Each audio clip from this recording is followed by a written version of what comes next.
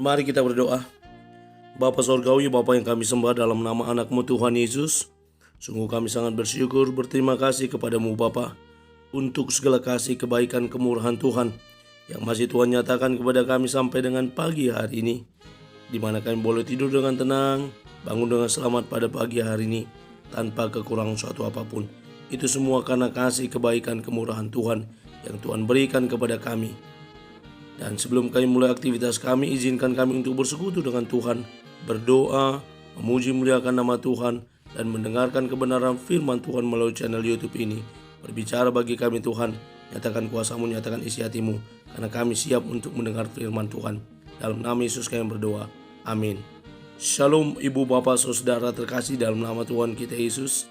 Semangat pagi, bertemu kembali di channel Rionando Putar-Putar dalam khotbah 5 menit aja atau kolima untuk renungan harian. Renungan pada hari ini saya ambil dari kitab Keluaran pasal yang ke-33 ayat yang ke-14. Demikian kesaksian firman Tuhan. Lalu ia berfirman, aku sendiri hendak membimbing engkau dan memberikan ketentraman kepadamu. Tuhan sendiri yang membimbing kita.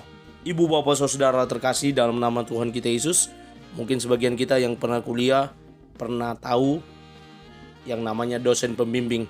Kenapa kita harus dibimbing? Supaya kita tahu mengerjakan, menyelesaikan skripsi kita dengan baik. Ada yang membimbing sehingga hasilnya juga memuaskan. Atau seorang yang sedang sakit perlu dibimbing dalam berjalan karena dia lemah, takutnya nanti dia jatuh. Bimbingan yang diberikan tujuannya agar kita tetap aman, agar kita dapat mencapai tujuan dengan baik. Pembimbingan yang dilakukan orang tua bagi anaknya agar anak-anak tahu bagaimana berakhlak, bagaimana berperilaku, bagaimana bertata krama. Itulah tujuan pembimbingan. Termasuk juga dalam menonton perlu bimbingan orang tua. Bimbingan merupakan satu kesatuan yang harus ada. Karena apa? Seseorang yang dibimbing itu adalah seorang yang lemah, seorang yang secara kemampuan dia tidak mampu atau kurang mampu sehingga perlu dibimbing.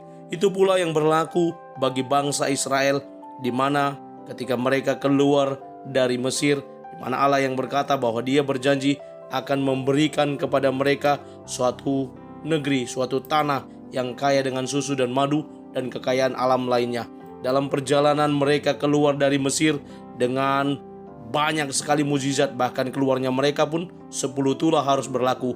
Ketika mereka sudah keluar pun, di mana ketika Firaun dan tentaranya mengejar di laut mati, di laut merah, mereka boleh melewati di laut yang sudah kering dan mereka berjalan melintasinya, dan akhirnya Firaun yang mengikuti pun mati dengan tentaranya.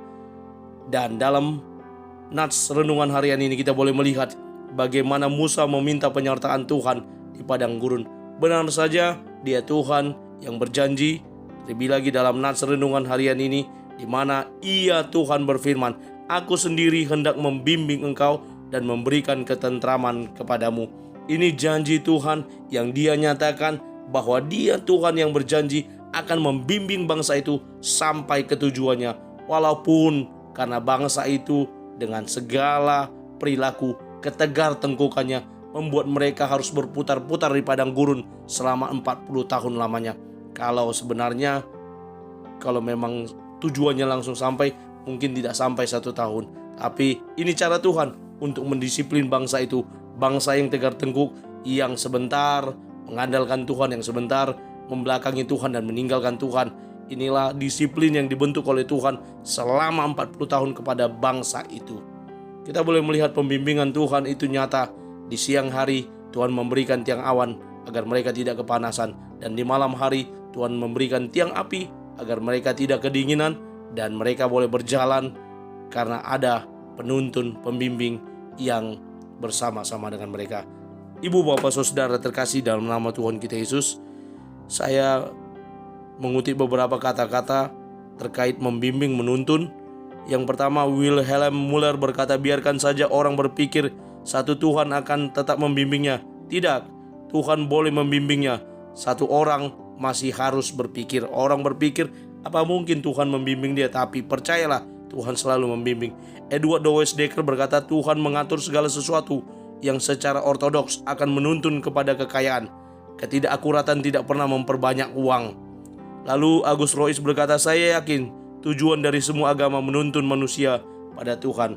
Mari tuntunan Tuhan yang senantiasa ada setiap hari melalui renungan harian ini boleh terus menguatkan kita, memampukan kita, sehingga kita tetap dalam bimbingan dan tuntunan Tuhan. Amin. Kita bersatu dalam doa.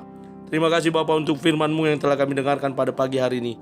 Mampukan kami untuk menjadi para pelaku kebenaran firman Tuhan yang terus maju, yang terus bertumbuh di dalam Tuhan. Ini kami Tuhan, kami akan mulai hari kami dengan mengandalkan Tuhan, menaruh harapan kami hanya kepada Tuhan. Di dalam dan demi nama anak-Mu Tuhan Yesus Kristus, kami sudah berdoa dan mengucap syukur kepada Bapa Surgawi. Terima kasih Bapa. Amin. Selamat beraktivitas. Tuhan Yesus memberkati. Shalom.